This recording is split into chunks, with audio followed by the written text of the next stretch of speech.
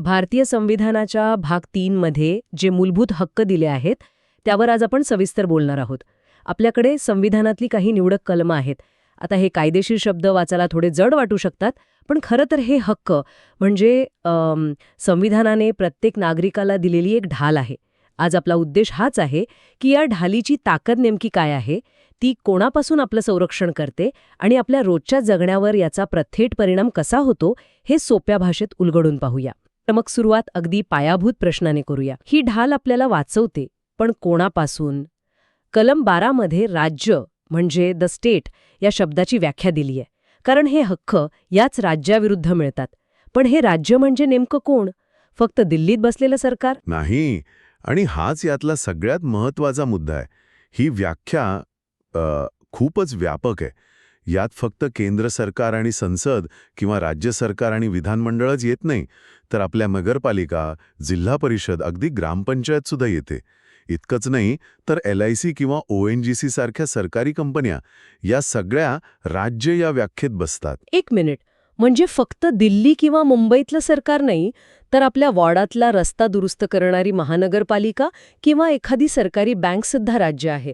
वा, याचा अर्थ यापैकी कोणीही आपल्या मूलभूत हक्कांचं उल्लंघन करू शकत नाही? ही तर खूपच मोठी गोष्ट आहे. अगदी बरोबर. नागरिकांच्या हक्कांचं क्षेत्र यामुळे प्रचंड विस्तारतं.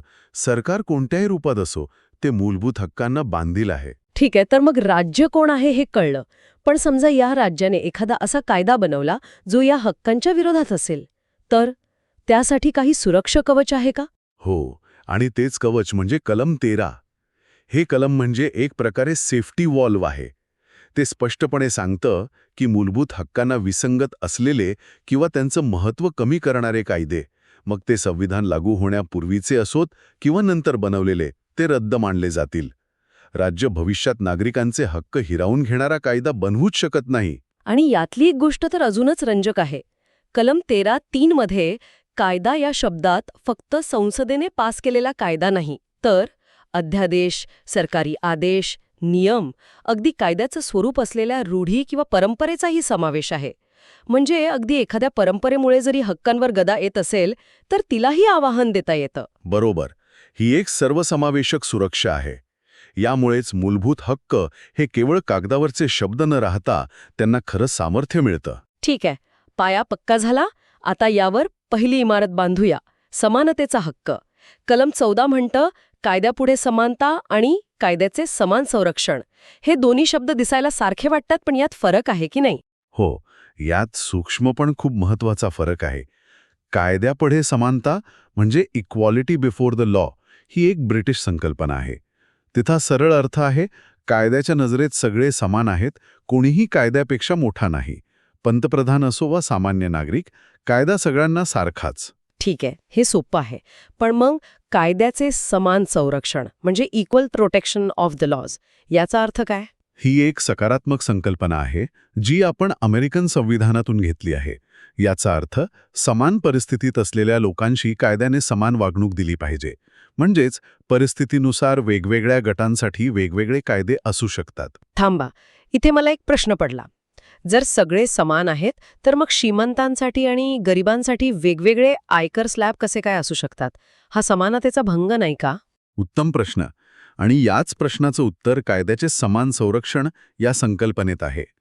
संविधान म्हणतं की तुम्ही वर्गीकरण करू शकता, पण ते तर्कसंगत असायला हवं. श्रीमंत आणि गरीब यांची आर्थिक परिस्थिती समान नाही, म्हणून त्यांच्यावर समान कर लावणं हेच अन्यायकारक ठरेल.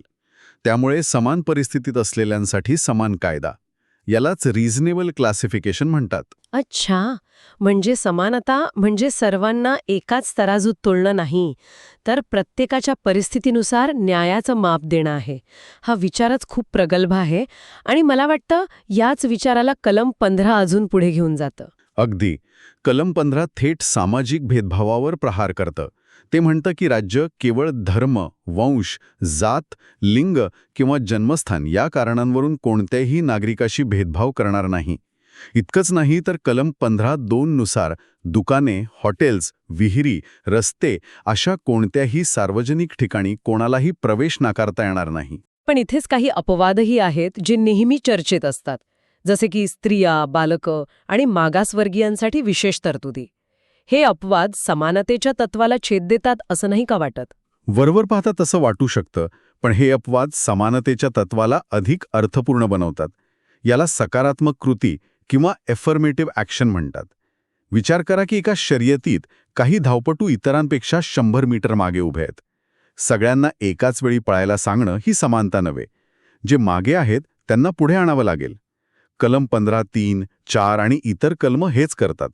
ते ऐतिहासिकदृष्ट्या मागे राहिलेल्या गटांना, स्त्रिया, बालकं, SC, ST, OBC आणि आता EWS इतरांच्या बरोबरीने आणण्यासाठी राज्याला परवानगी देतात.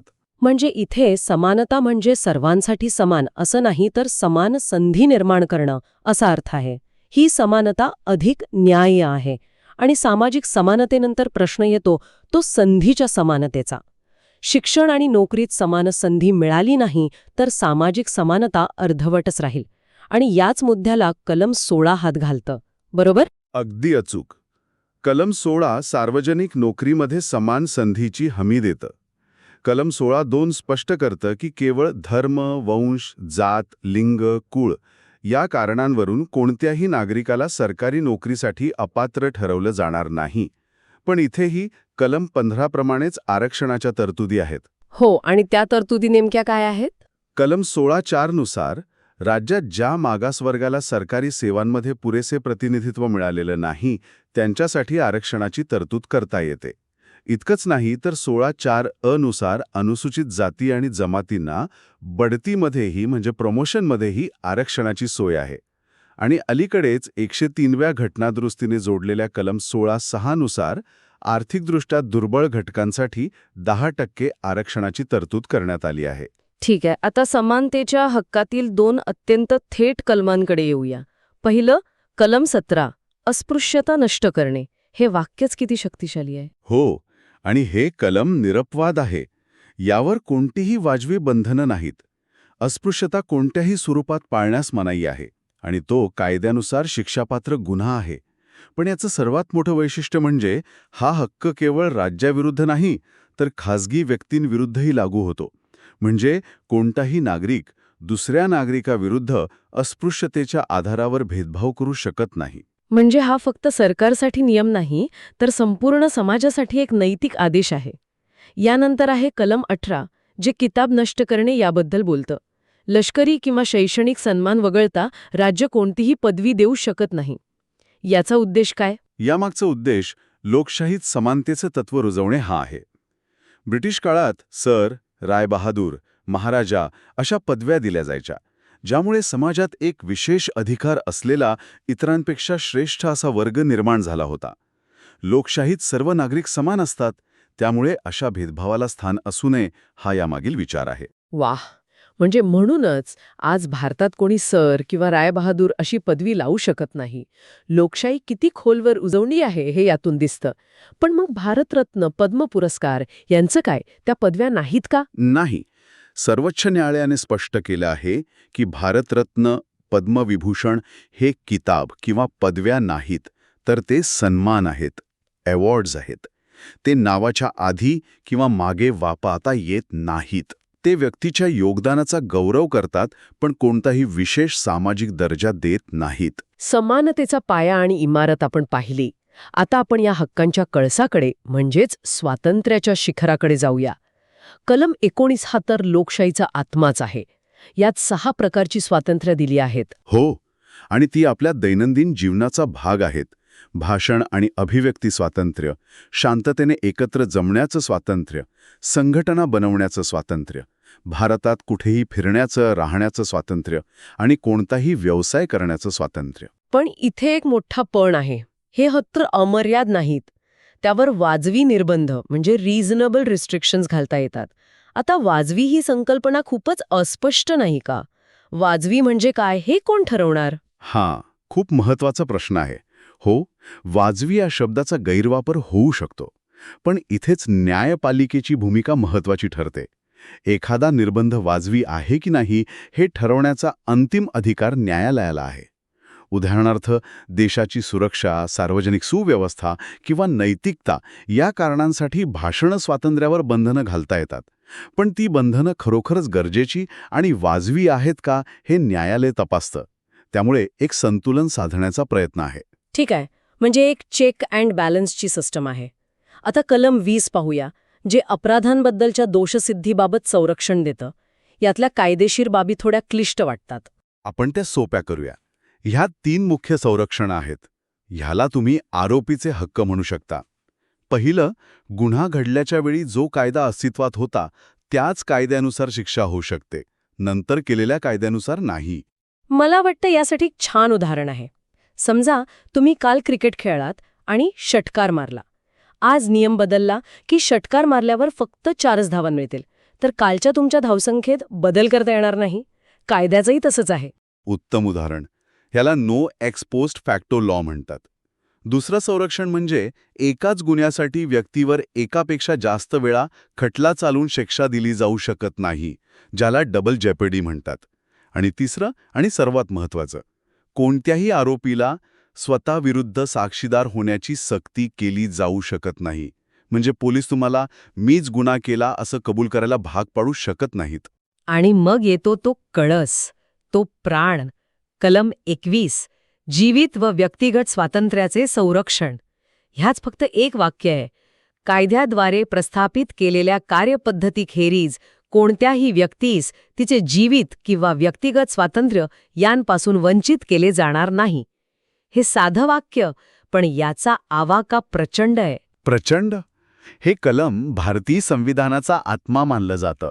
सुरुवातीला जीवित याचा अर्थ फक्त श्वास घेणे म्हणजे शारीरिक अस्तित्व एवढाच होता. पण सर्वोच्च न्यायालयाने सांगितलं की जगण्याचा हक्क म्हणजे केवळ प्राण्यासारखं जगणं नव्हे, तर मानवी सन्मानाने जगण्याचा हक्क.